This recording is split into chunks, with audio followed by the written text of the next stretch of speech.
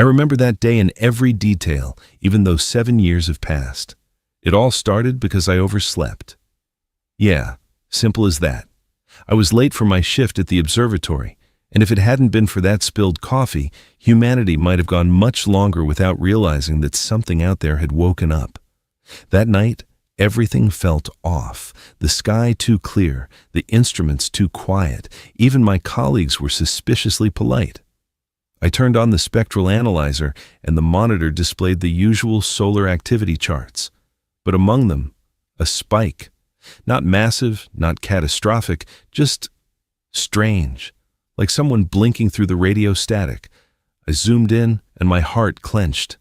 The signal wasn't natural. It repeated at perfectly even intervals, mathematically precise, as if someone beyond Neptune's orbit was flipping a switch on schedule. And whoever it was, they clearly knew we could listen. At first, I thought it was a mistake. Maybe a satellite, maybe background noise from old probes, but the longer I stared at the graph, the stronger the feeling grew. This wasn't random noise. There was rhythm. It almost breathed. And the worst part, I could feel it resonate inside me, as if I wasn't hearing it through the equipment, but directly in my head. I exported the data and sent it to the International Monitoring Center, but I stayed there, frozen in front of the screen. An hour later, I got a reply. The signal had been detected at 4 other points on Earth. Observatories in Australia, Chile, Canada, and even the lunar station confirmed it. It wasn't a glitch. It wasn't a reflection. It was something that had awakened. That was the first time I understood that the phrase, "the silence of space," was just a convenient lie. Space doesn't stay silent. It listens. The next day, the news feeds exploded with headlines, but officially, of course, nothing was confirmed. They talked about a technical malfunction, solar flares, scientists still searching for the source. But inside the observation network, we saw more. The signal was getting louder. It repeated every 3 hours, and patterns began to appear in the spectrum, as if someone was trying to tune into the right frequency. I spent a sleepless night analyzing fragments and suddenly realized this wasn't just a pulse sequence, it was structured data. It was encoded, old and crude, reminiscent of Earth's early digital transmissions from the 21st century. As if someone had spent millions of years adapting to our communication systems. Or worse, we had once adapted to theirs. That thought sent chills down my spine. When the signal reached its peak strength, our telescope captured a faint glow in the outer Kuiper belt. At first, we thought it was an icy body reflecting starlight, but it wasn't a reflection. The light pulsed at the same frequency as the signal. Where there should have been empty space for billions of years, something was moving. I sat there, forehead pressed to the glass, not understanding why I felt not terror, but awe. Maybe that's the madness of a scientist, seeing beauty in an approaching nightmare. Back then, we didn't know what had awakened. No one did. We thought it might be an automated system from an ancient civilization, a forgotten beacon, a technological capsule. But the more we observed, the clearer it became. This wasn't a machine. It was intelligence. It wasn't sending a signal. It was calling. And the call wasn't in words. It was a feeling, expectation, as if something was waking up and remembering it had left something important here. When the phrase, "the awakening of the ancients," first appeared, I laughed. The media loved it, dramatic, ominous, perfect for headlines. But as time passed, laughing became harder. Each new transmission changed slightly. There were spikes matching the biorhythms of living beings. The data models began to resemble pulses, then drawings, as if someone were trying to sketch shapes, lines, spirals. It all pointed in one direction, toward the center of the solar system, toward us. I stopped feeling like a researcher and started feeling like a witness to something ancient that should have stayed a legend, not a scientific record. And the most disturbing thing, that rhythm, that cosmic heartbeat, never stopped. It became part of the silence Earth lives within. Since then, I'm no longer sure stars simply burn. Sometimes, I think they sleep. And one of them has just begun to wake up. I still remember the moment when the message first appeared on the screen. I was in the lab, eating cold, instant noodles from a plastic cup, fighting sleep while the servers hummed monotonously. Everything looked normal until the red data indicator started flashing, not on schedule, not from a designated range, but from deep interplanetary space, where even radio noise usually drifts like an old man napping in the sun. The data packet was short, compressed to the limit, but with perfect structural precision. Nature doesn't do that. When I decoded the first bits, I felt it, a gaze piercing straight through me. The text didn't appear right away. The symbols unraveled from the code as if the computer itself hesitated to reveal their meaning. Then, the screen simply displayed one phrase. You are using what is not yours. Return the sun. I stared at those words for what must have been 10 minutes. Then I laughed, loudly, nervously, almost choking. Of course, space was joking. Anyone could have a data glitch, but me. I get a mystical ultimatum from the stars. When I showed that message to my colleagues, the mood in the lab changed instantly. At first, there was nervous laughter, then silence. No one wanted to admit it, but everyone knew. The transmission structure was too complex to come from any Earth source. No satellite could send something like that. Besides, the signal wasn't coming from within the solar system. It came from far out, from the edge of the Kuiper Belt, the same place where that strange heartbeat-like rhythm had appeared before. We aimed every available antenna in that direction, but soon the signal repeated. Only now with a different frequency signature, as if someone deliberately changed the tone to make sure we were listening. And again, the same phrase, return the sun. Simple, clear, absurdly absurd. Return the sun. To whom? How do you even return a star? I remembered old myths where gods or spirits stole the sun, but now that nonsense didn't sound like a fairy tale. It sounded like an instruction. And the more we analyzed it, the more terrifying it became. The message was meant for us, for humanity. Of course, the governments classified everything. The news talked about anomalous radio interference and sensor calibration errors. But within the scientific community, panic broke out.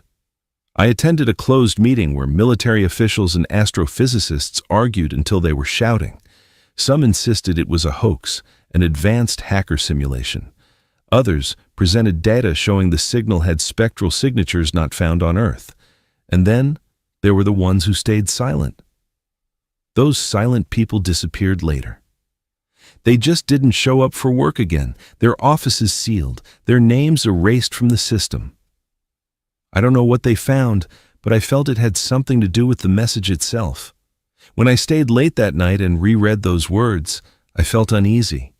They didn't sound like a threat, they sounded like a reminder. As if something ancient was simply demanding the return of a toy it had left behind millions of years ago.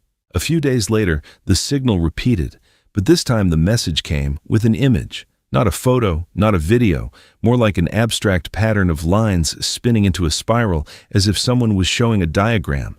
At first glance, it was just geometry, but when I sped up the visualization, the lines formed a shape resembling the sun, except inside wasn't a core, but something like a mechanism.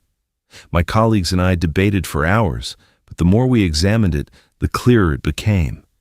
It was a construct, an energy engine on a colossal scale. The sun, in that image, looked like an artificial object. That's when I first allowed myself to think it might be true. Maybe the sun isn't just a star, but a device built by someone before us, and that someone now wants it back. I tried not to think about it, but it's hard when every newspaper, every channel whispers about the signal from the void. The world became strangely quiet. People stopped talking about politics, arguing about the climate, even the markets froze.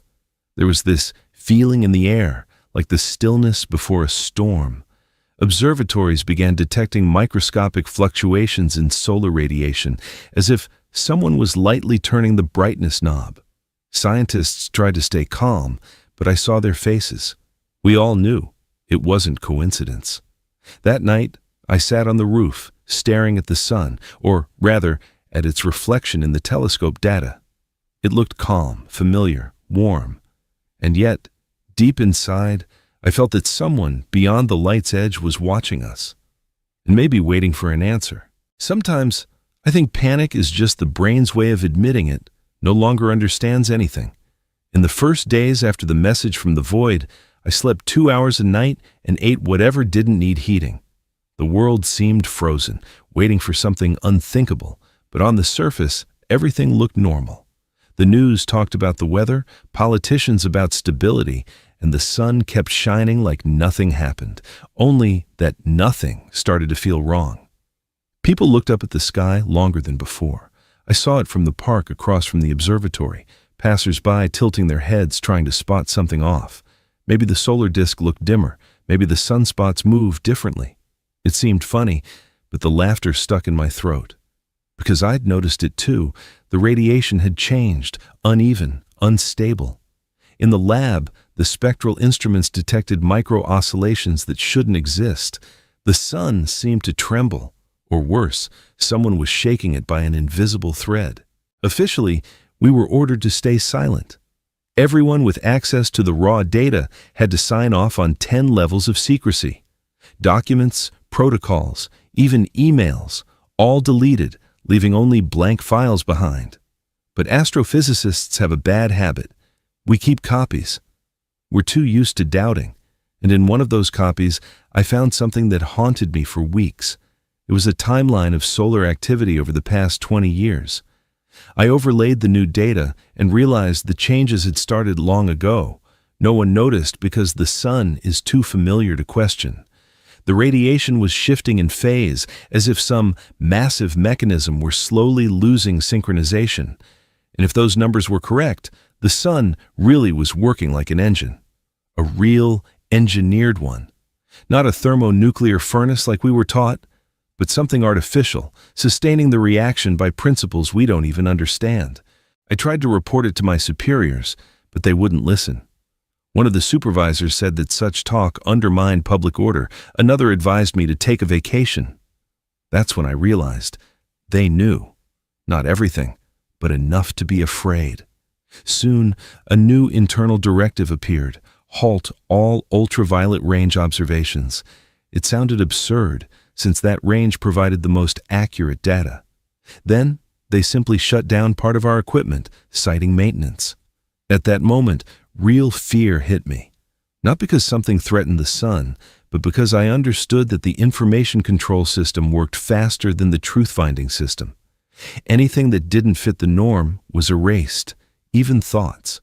Among scientists, whispers began. Quiet talks behind closed doors. Some believed the message was a hoax, created by some group to cause chaos. Others said it might be an ancient automated beacon left by a long-dead civilization. But I saw the faces of those who knew physics too well to believe in coincidences. They avoided looking out the window where the sun shone. One engineer I worked with told me that during a night observation, he detected a short but powerful pulse directly from the solar corona, something that looked like a control signal. He didn't save the recording. It auto-erased, as if someone had interfered remotely. Then he said something that stuck with me. He was sure now the sun wasn't just a star. It was a device, and someone might have started rebooting it. A few weeks later, the first leak happened. On forums, anonymous channels, even in memes, the phrase started popping up, "Return the sun." At first, people joked. Then they started posting videos, slow-motion footage claiming the sunlight had turned colder. Panic spread quietly, like a virus. I'd walk down the street and overhear people saying the government was hiding the truth. Rumors multiplied. Some claimed there was a massive reactor inside the sun. Others said it had already been replaced with an artificial copy after a catastrophe. The scariest part was that none of it sounded insane anymore. It all felt like speculation without evidence, yet too logical to dismiss. And I, a man of science, suddenly realized I couldn't say where imagination ended and reality began. We all became prisoners of the darkness, hidden inside the brightest source of light. Sometimes I climb onto the roof and look at the night sky, trying to feel that forgotten sense of peace again. But it never comes. The world feels filled with a low hum, as if something beneath its surface is slowly awakening, ready to break through. Simple explanations don't work anymore. I've stopped believing in them. We've lived under the light for so long without asking questions, and only now we're starting to understand. Maybe that light isn't ours. Maybe we're just temporary tenants in someone else's world, and perhaps that message from the void wasn't a threat, but a polite reminder that our lease is about to expire. I never thought I'd end up among those who would fly toward the sun itself. Since childhood, it felt like something eternal, like gravity or the smell of rain after heat. But after the message, after the leaks and restrictions, the sun stopped being just a star. It became a question. And when they announced the Helios mission, I applied almost instinctively. Maybe out of professional stubbornness, maybe just to see with my own eyes what we had gotten into. The selection process was brutal. Candidates were screened as if we were going to survive, not just study. And in the end, that's exactly what it was. During the final stage in the training dome, they showed us new data. Around the sun, fields of unknown nature had been detected, not gravitational, not magnetic, not radiation. Something else, like a colossal pattern hidden beneath the surface of light. That's when I first heard the term mechanical signature, and I knew it was no longer theory. Someone had built something there. The flight began with a feeling of unreality. I sat in the capsule, strapped in, unable to shake the thought that it all felt like an experimental movie. Outside the window, void, silent and endless. On the monitors, numbers, parameters, formulas. But behind it all was a simple truth. We were flying toward a star that might not be a star. The closer we got, the more our instruments went haywire. Magnetometers spiked wildly as if someone were yanking the wires. Lighters refused to focus. Yet behind the chaos, a rhythm emerged, repeating with a pattern, as if the sun's heart was beating in sync with some unknown machine. When we entered the corona zone, the sensors screamed, as though someone was trying to silence them. I felt a strange vibration, not physical, but internal, like my body was reacting to invisible pressure. Later, I learned everyone felt it too. By the third day of our journey, the communication system failed. Total silence. We found ourselves in a zone where radio waves distorted, and signals reflected from the corona came back with a delay and on different frequencies, as if someone had edited them.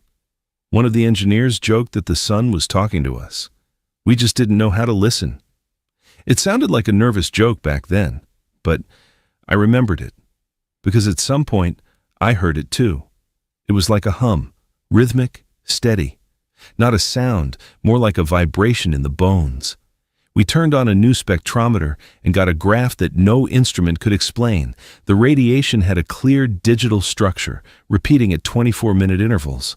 Not chaos, not random energy. A sequence, as if the sun itself was transmitting a code. When I realized that this code matched the patterns from the "Return the Sun" message, everything inside me flipped. We weren't just approaching a source of light, we were approaching a source of will. When we reached perihelion, everything changed. The temperature outside hit unimaginable levels, but the heat shield held. Suddenly, the image on the main screen warped, like someone brushed water with their hand. And I saw shapes. Not fire, not plasma, structures. Massive, geometrically perfect forms. Arches, domes, lines disappearing deep into the solar body. They pulsed in rhythm with the radio noise. The entire crew froze. Someone dropped a tablet, someone covered their mouth with their hand. I just couldn't look away. Before us wasn't the chaos of a thermonuclear inferno. It was architecture. Grand, insane architecture made of light and energy, as if God himself had turned into an engineer. That's when I understood the myth of the constructed sun wasn't a theory. It was a memory. And that memory was older than humanity itself. We were forbidden to transmit any of the data, officially because of radio interference, in reality to prevent panic from destroying what was left of order on Earth. But the recordings survived. I secretly downloaded part of the data while the system still obeyed me. And in the final frames, before everything was swallowed by blinding fire, I saw something. Inside the structure, deeper than all layers of the corona, something was moving. Not physical, not tangible, more like a shadow or a will or a thought given form. It moved slowly, as if it knew we were watching. Then, our instruments registered a surge of energy, a pulse, like a greeting. The sun answered us, or whoever lives within it did. And in that moment, I stopped being afraid, because I realized we weren't just studying the past of the universe. We were talking to whoever created it. I still remember the moment the image finally stabilized. We sat there gripping the rails, eyes scorched by the light, but no one blinked. Lines floated on the screen, unnaturally straight for solar plasma. It wasn't a trick of light or a sensor glitch. Something impossible was opening before us, a structure spanning a third of the solar corona. It seemed alive. Every arc, every pattern breathed, like a colossal organism billions of years old. I couldn't believe it was real. Everything we were taught about stars collapsed in seconds. I felt a chill run through my body, even though the cabin temperature was off the charts. And then I understood, the sun doesn't just burn, it works, like a machine, like a mechanism someone once built and turned on. We zoomed in, and the details became clear. The construction consisted of enormous arches resembling nerve fibers, connected into nodes. In the center, something like a core spinning at insane speed, but disobeying the laws of physics. It didn't emit light. It absorbed it. It seemed that the sun shone not by itself, but because that thing inside processed energy and expelled the excess. That's when I thought, if it's an engine, who turned it on? And why is it still running? The equipment was going crazy. Temperature, pressure, gravitational readings, everything was off the charts. The probe barely held together, but no one wanted to turn back. We were hypnotized, unable to look away. Before our eyes wasn't just a miracle, it was proof that humanity was never alone. A few minutes later, we recorded a sudden spike in radiation frequency.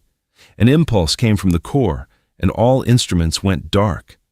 Only the cameras kept recording, but the footage turned strange, as if reality itself had cracked inside the lens. In that crack, I saw a shape, unlike anything made by nature or by hands. Hundreds of concentric rings spun in different directions, creating the illusion of breathing. In the center, something like a nest of light, sending out waves of energy. They pulsed rhythmically, like a heartbeat. I realized this was the heart of the sun, not metaphorically, literally. A massive engine operating by laws we couldn't even define. That's when fear hit me, because a heart is always part of something greater. With every passing second, the structure grew more active. It felt like it could sense us. The plasma around it thickened, forming patterns, as if something was trying to communicate through it. Then, a low, resonant hum came through the headphones. It wasn't a sound, but a vibration that went straight through the brain. It triggered a strange familiarity, like an old memory being played from within. I didn't understand its meaning, but I felt no hostility. It was a question. The structure was asking us, not with words or signals, but by its very existence. The probe detected repeating sequences of impulses, and one of the engineers later proved that they matched the same patterns encoded in that first message, "Return the sun." It wasn't just coincidence, it was a response, and it came from within. When the connection started breaking up, I didn't feel panic, only reverent dread. We were standing before something that had existed long before the stars, perhaps even before the universe itself. The engine that powered the sun was older than the concept of time. It didn't just produce energy, It governed it, redistributed it, maintained balance between light and darkness. I saw streams of matter rising from the core, shaping symbols like writing. Maybe it was a record, maybe instructions. But one thing I understood clearly: someone had left this intentionally. Not for us, but in such a way that we could find it. When the flames became unbearably bright, the probe transmitted one last frame. Inside the structure, among the rotating rings, something resembling a human silhouette flickered. And in that instant, I felt its gaze. Not from the outside, from within, as if the star itself looked at me and recognized me. I remember that day down to the smallest detail, because the sky changed, not metaphorically, literally. It became deeper, as if someone had peeled away a thin film that separated us from the rest of the universe. The stars began to shimmer with unnatural clarity, and the observatory instruments registered a strange effect. Space itself began to breathe. No one understood what it meant until that same glow appeared above Earth's orbit. At first, I thought it was a reflection from a satellite or a solar flare, but the object didn't rotate or move. It simply existed, and its presence could be felt on the skin. Even without seeing it directly, you could sense a faint pressure, as if an invisible hand touched the air. That was the moment I realized we weren't observing it. It was observing us. A few hours later, the radiation shifted, and our instruments picked up a new signal. It contained no words, yet its structure was unmistakably artificial.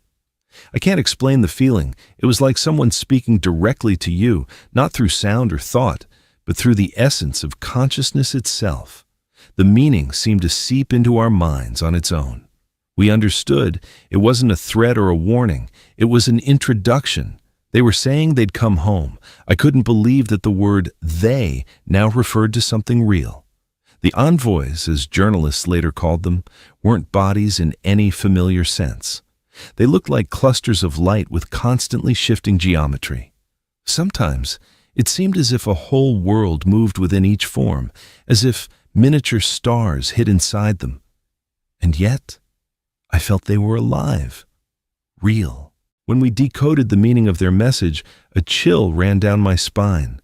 They claimed that millions of years ago, they built this beacon we call the sun, not as a source of heat, but as a lighthouse. According to them, humanity didn't arise by chance. It was created, or rather, cultivated under that light. The sun was their gift, their embryonic machine, designed to nurture life and guide the growth of civilization. And now, they had returned to check the result. I didn't know what to think. Half the scientific community dismissed it as a hoax or a trap. But when the envoys began to manipulate solar flows, shifting sunspots and adjusting flares as if by breathing, the skeptics fell silent. The sun obeyed them like a child obeys a parent. For the first time, I didn't feel like a researcher. I felt like a descendant. They told us that at the birth of the universe, billions of such beacons had been placed across galaxies, each at the heart of a young system where life might emerge. Their purpose was simple: to spread light, not just energy, but the very capacity for awareness. I listened, unable to process the idea that we were not an accident, that humanity might be part of an experiment, ancient and unimaginably vast. They said they had slept for eons, waiting for a civilization capable of seeing beyond matter, capable of hearing their call. And now, when the Helios probe reached the solar corona and activated their device, they awoke. It struck me then that everything we thought was exploration was actually the triggering of someone's ancient alarm clock. When they came closer, not as radiant forms but as projections, I realized we had no shared language, yet we still understood each other. It felt built into us. I looked at their glowing shapes and felt a familiar sadness. They seemed tired, as if they had seen too much, as if they had carried that light through eras when even the universe itself forgot why it existed. One of them approached, or maybe I just felt it, and my mind filled with a simple meaning. You did it." I didn't understand what exactly we had done, but tears came on their own. Not from fear, but from the realization that over billions of years, we hadn't lost the purpose for which this flame was lit. When the envoys vanished, space flattened again, and the stars returned to their usual places. Only the sun looked slightly different. It shone a little softer, as if smiling. I stood at the observation post thinking that maybe now it knew who we were. Or perhaps it had always known, just waiting for us to look back. And I suddenly realized that humanity wasn't a cosmic mistake or a random coincidence. We were a message. We were the very light someone once sent so the universe wouldn't fade away in solitude. If someone had told me back then that the sun could take offense, I would have laughed. Then maybe cried, because it turned out it really could. It started when its light began to change, not vanish, just dim, as if someone were lowering its brightness with a remote control. I was working on an orbital observation station then, and our instruments were the first to detect the power drop. At first, no one believed it. Scientists blamed fluctuations in solar activity, sensor errors. But I saw it with my own eyes. Days were growing paler. Even the shadows on Earth seemed uncertain, as if doubting their own existence. Then came a new message. No sound, no voice, but with a clear meaning. They demanded the return of the sun. Return it. As if it were something we could just hand back, like a toy mistakenly taken from the wrong sandbox. The envoys didn't appear again in their luminous forms, but their presence was felt, in every burst of radio noise, in every magnetic anomaly. They didn't threaten us. They set conditions. According to them, the sun was a mechanism that had maintained its balance autonomously for millions of years. Now that we had interfered, they couldn't leave it unattended. They said humanity had no right to control what it hadn't created. We had to shut down all systems, restore the core to its original state, and then they would restore harmony. Otherwise, as they put it, the source of light will fade naturally. The phrase was almost poetic, if it hadn't meant the death of all life. I remember standing by the window, looking at the pale spot that once blinded us with its power. The sun looked exhausted, as if it didn't want to belong to anyone anymore. Governments, of course, tried to hide it. First, they claimed it was temporary energy fluctuations, then said the solar cycle had entered a rare minimum phase. But people aren't stupid. Photos began to circulate online. Cold sunrises, slowed winds, frozen leaves in the tropics. Panic rose again, and this time, it couldn't be stopped. Debates broke out in scientific centers. Some insisted we comply, others wanted to resist. I was somewhere in the middle.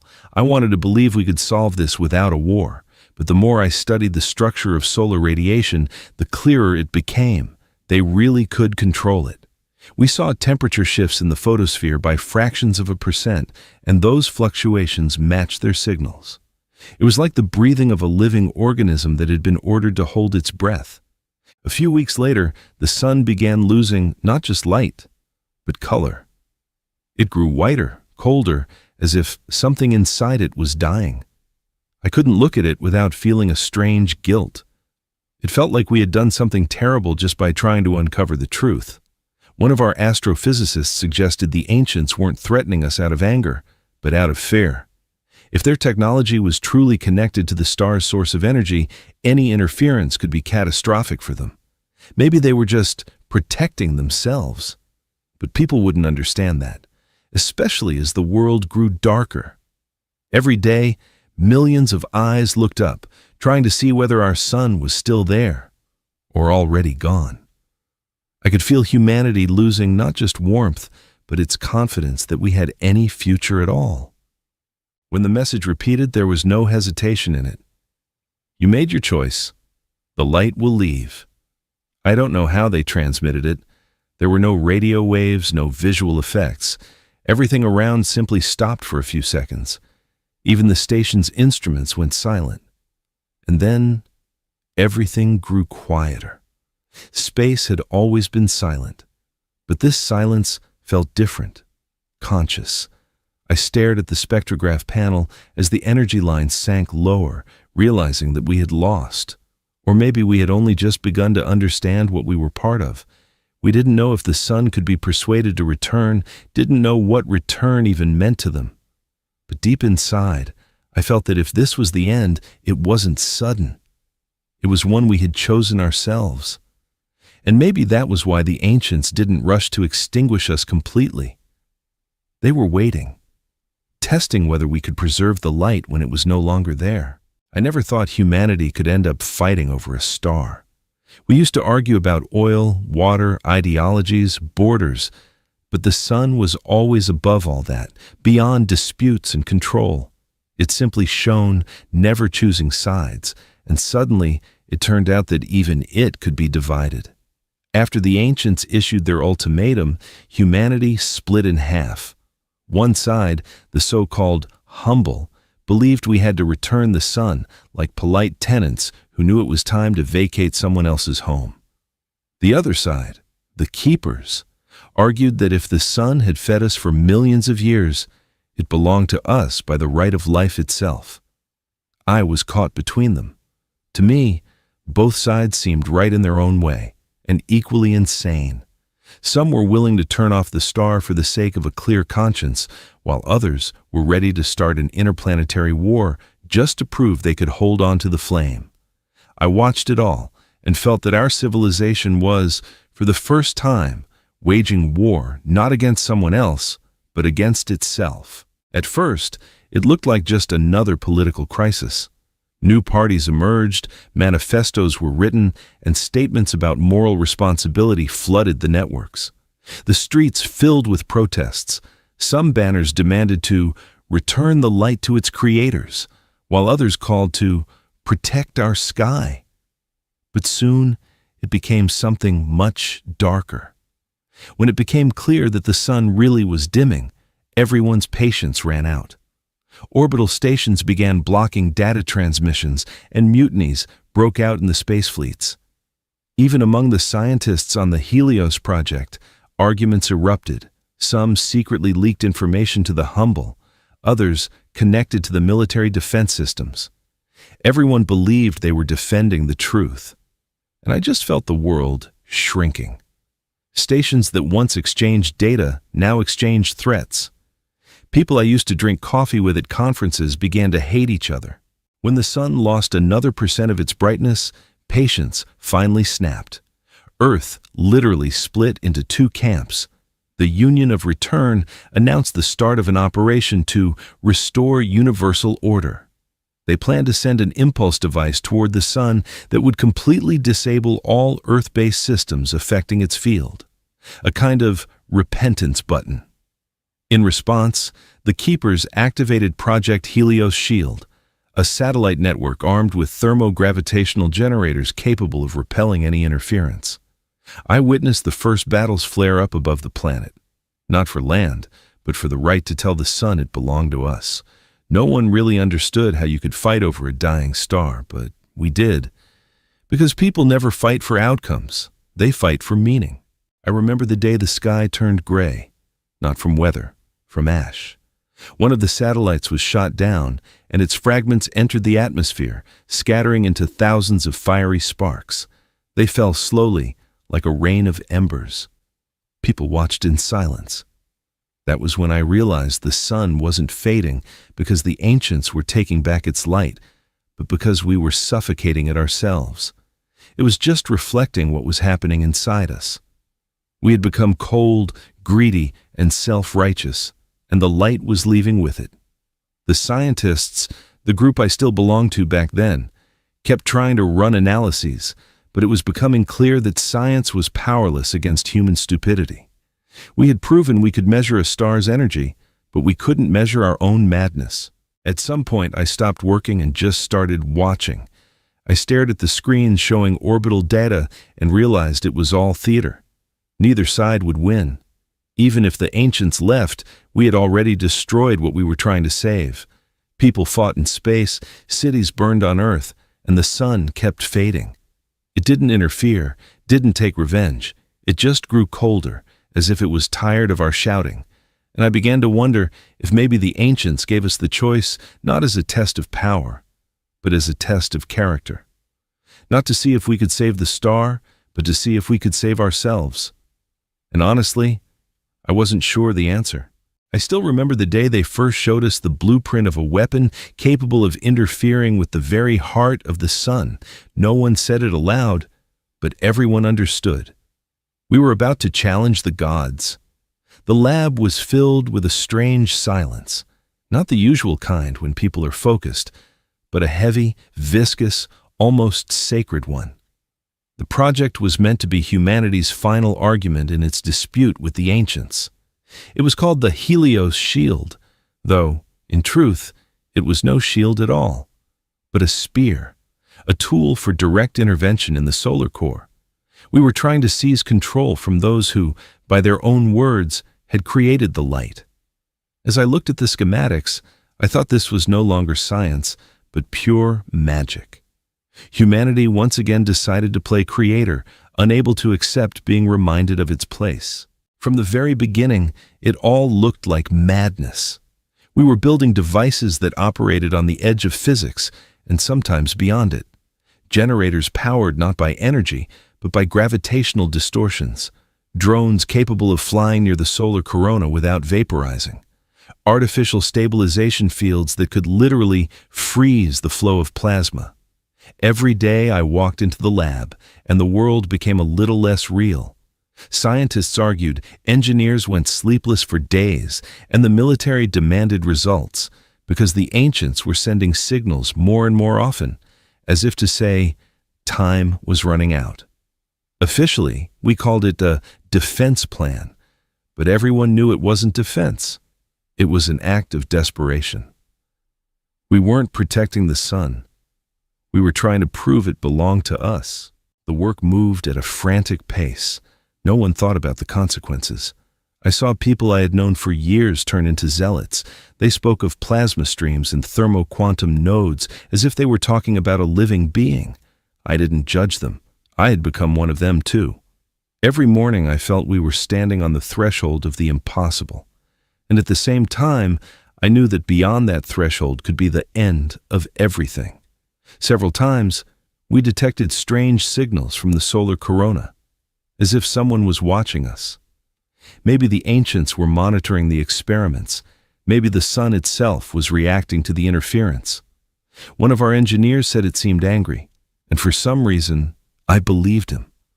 On nights when anomalous auroras lit up the skies over Earth, I didn't feel wonder, but unease, as if someone was warning us, don't touch what you didn't create.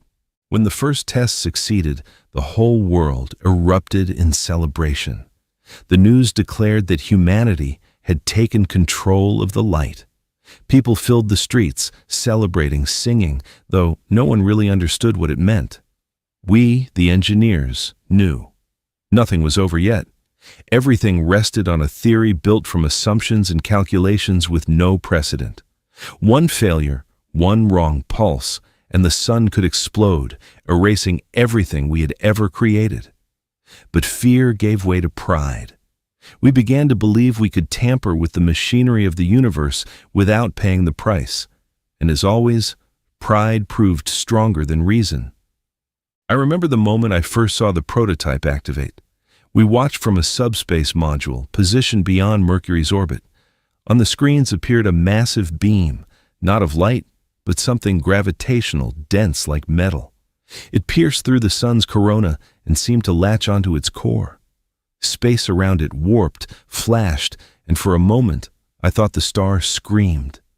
Yes, screamed, not in sound, but in vibration. I felt the hair on my arms rise, and I realized we had done something we were never meant to do.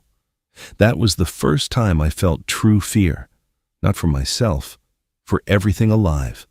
We weren't just playing with fire, we had started breaking it. Now, looking back, I understand that we acted out of fear. We wanted to protect ourselves from the incomprehensible, to control it so we wouldn't feel helpless. But deep down I knew. If the ancients truly created the sun, their technology wasn't just machinery.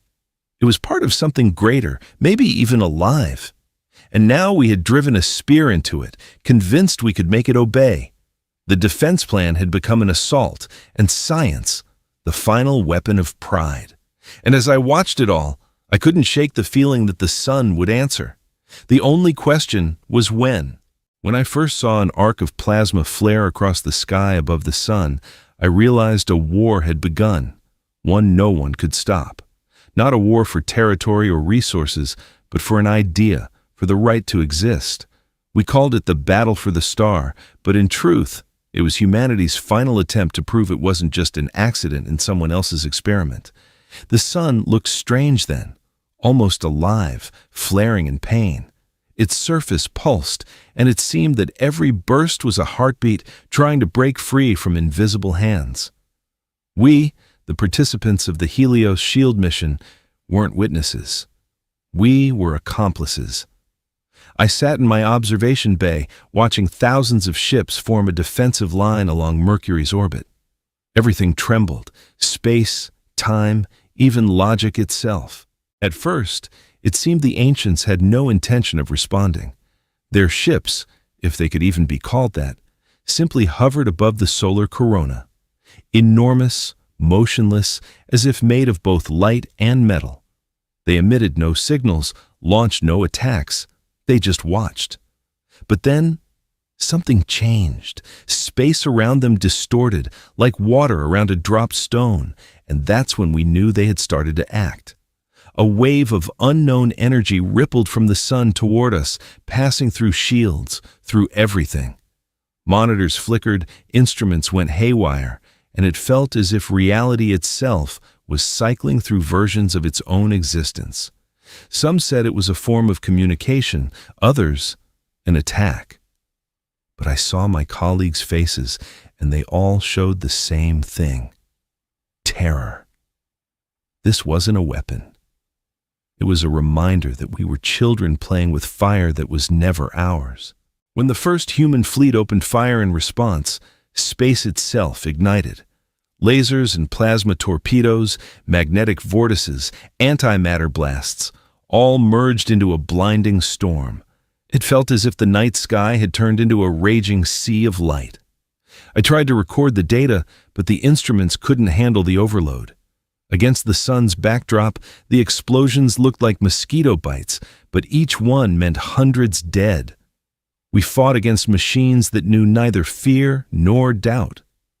They moved with perfect precision, as if physics itself obeyed their will.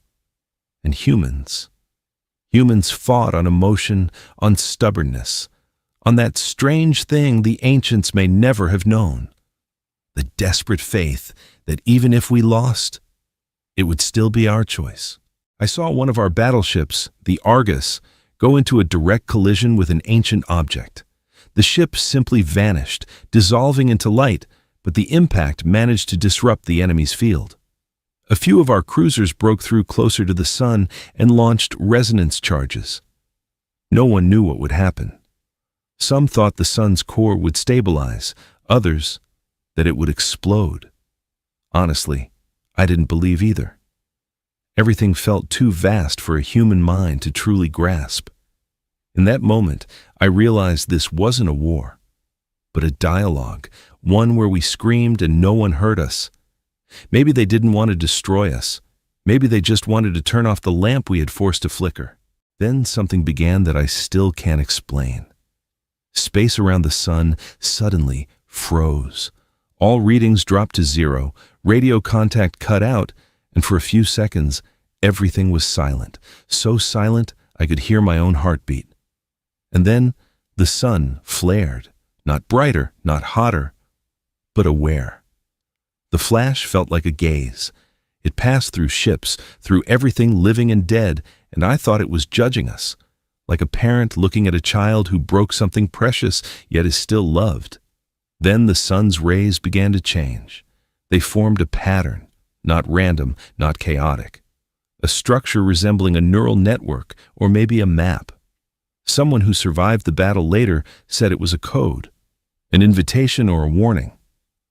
I don't know. I just watched as the light spread across the sky and felt an odd calm settle over me.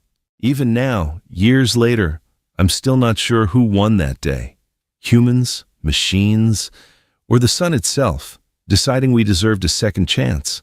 We called it a battle, but maybe it was a test to see if we could look at the light without going blind. When I think about it, it almost makes me laugh. We spent centuries trying to understand how the universe works and never once asked if it wanted us to know. Maybe the ancients came back just to remind us, light belongs to no one. But I still keep that image, the sun flaring in the shape of an eye. Sometimes, when I watch the sunrise, I feel like it remembers everything, and it's waiting for us to dare to look up again. I knew that if I pressed the button, I'd be gone. Not metaphorically, not in the sense that people would forget me or that I'd fade from memory. No, I'd be erased, split apart, scattered, turned into something between energy and light. Funny, after everything I'd seen, machines fighting for the sun, people killing each other over ideas, fear still felt ordinary, almost domestic. Like standing on a rooftop and looking down, only beneath me wasn't a street, but the abyss of the solar core. And I had to step into it willingly. The protocol was called Prometheus. Ironic, isn't it? The man who stole fire, now returning it. I even laughed when I signed the consent form, but the laugh came out dry, more like a cough. I'm not a hero. I'm not the kind who sacrifices himself for humanity with grand last words. Honestly, I was just the only one who could start the system manually. The smart ones built the protocol, but only someone trained on Helios knew how to stabilize the resonance matrix so it wouldn't tear everything within 1 billion kilometers apart. I wasn't chosen, just left over. Others had families, children, responsibilities. I had a habit of staring at the sun longer than I should. When they told me the chance of survival was 0, I nodded. Not because I was brave, because something inside had already burned out. I'd lived too long watching humanity argue over who deserved the light. And for the first time, I wanted someone, even me, to make the right choice. The preparation took 8 hours, enough time to review an entire life, and still not understand why I agreed. The Helios 9 station trembled under gravitational turbulence, monitors flickering like blinking eyes. I sat inside the capsule and felt the air thicken, almost syrupy.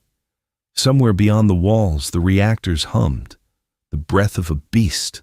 The protocol required the operator to synchronize his neural signals with the core's field. In other words, to become part of the sun. No one knew what that really meant. In theory, I was supposed to merge with the energy, stabilize the process, and then cease to exist. In practice, no one ever came back.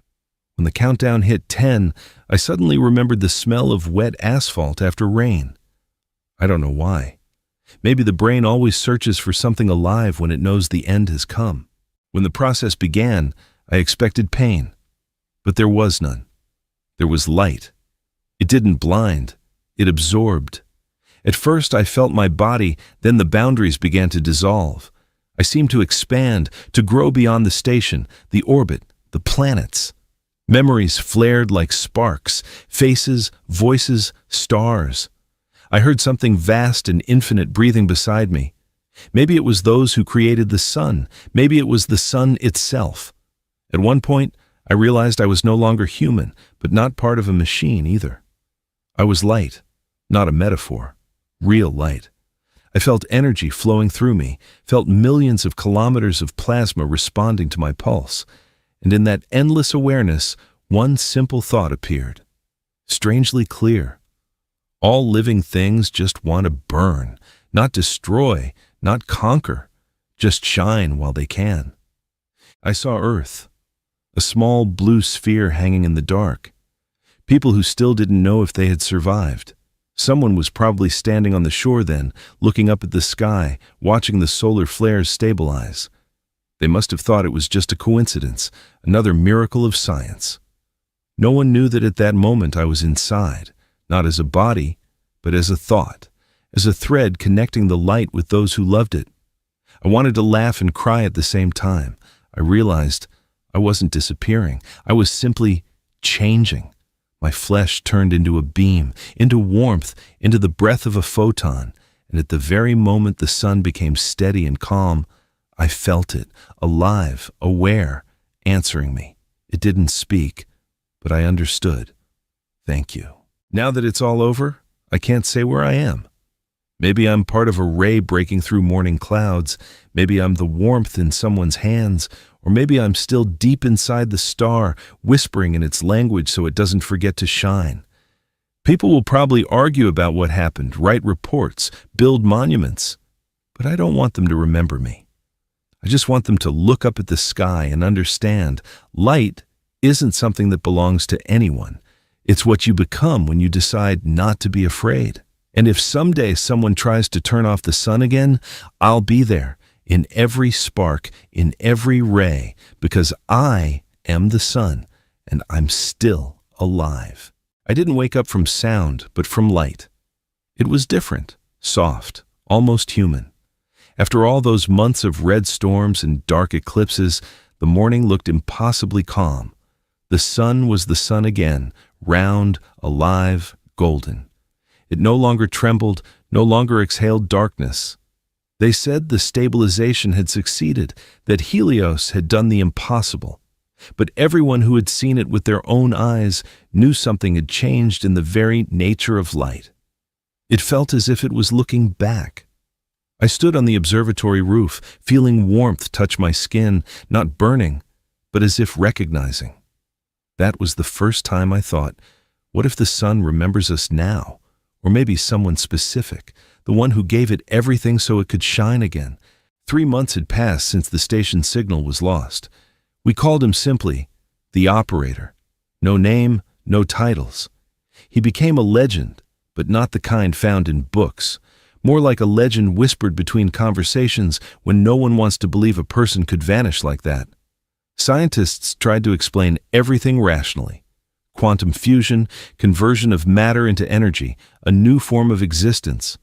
But the more they talked, the less certain it all sounded, as if it wasn't about science anymore. Sometimes, when the sun set and the sky turned amber, I thought I saw a pulse in the spectrum, steady, almost human.